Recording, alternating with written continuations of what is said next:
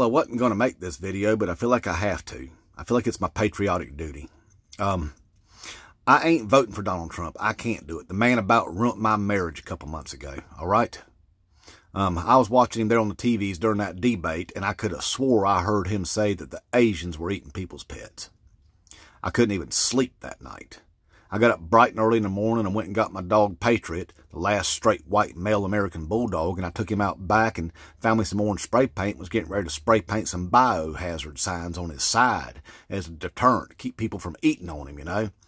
And thing is my wife is of Asian descent, y'all. She's Filipino.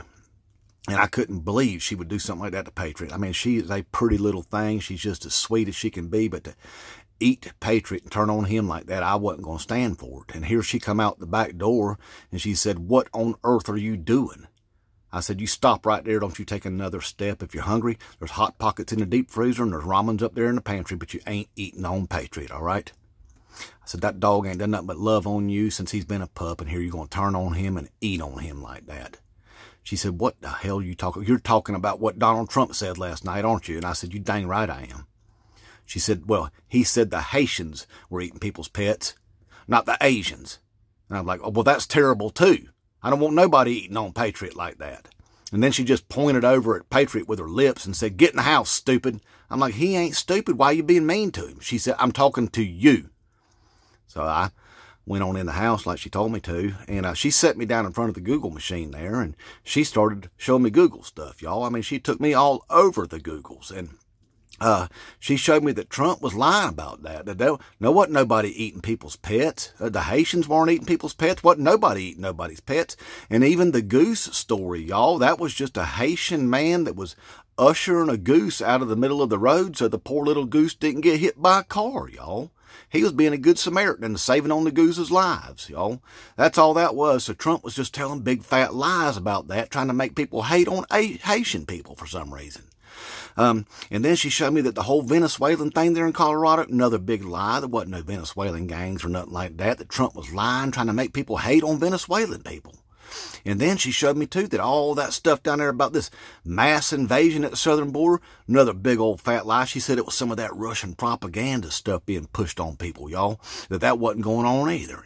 All of it was big lies. And then she showed me that the whole thing about doctors unaliving babies after they're born, another big lie. Said that would be called MURDER is what that'd be called right there. Red rum. It ain't happening. Another big old fat lie.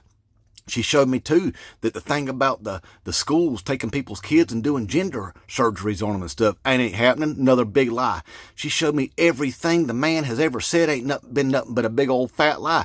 31,000 lies he told just while he's pretending to be president, y'all. That's a lot right there. I mean, I was flabbergasted is what I was. I was flabbergasted about the whole thing, that I had been played like that, y'all. That I had been taken that deep into the cult, because the man don't do nothing but lie to us the whole time. And I didn't know what to do. I was bewildered. I just stared at her. She stared at me. And I was just thinking some bound chicka bound at that point, because, I mean, oh, I do love me a smart woman, especially when they're yelling at me for some reason. But anyway, I didn't know what to do, y'all, so I just went out back and I spent the rest of the night burning all my Trump stuff, y'all. Just setting it ablaze back there in a big old bonfire. Every bit of it, y'all. And guess what else I did? I was sitting there drinking on a whole cooler of Bud Light, and it felt so liberating, y'all. I knew I'd wake up the next morning and my wiener'd still be there. I was drinking Bud Light with confidence that I'd still have a wiener tomorrow, y'all. It felt good. But I was only left with one more problem, and that was my big old Trump stamp right there over my butt crack. I didn't know what to do with that, but I finally came up with a plan. I went up to the tattoo shop the next day, and I had them take the T and just make a big old box around the rest of it with the T. So now it just says rump right there with two giant arrows pointing at my butt cheeks, y'all. So I guess I'll just have to live with that the rest of my life. But you know what? I ain't voting for Donald Trump, and I don't think you should either. We've been played this whole time. He's been taking stupid people and making them stupider this whole entire time, just telling us big old fat lies, all right? So y'all remember that. Don't vote for Trump. Save America from idiots, all right? Inmate Trump 2024.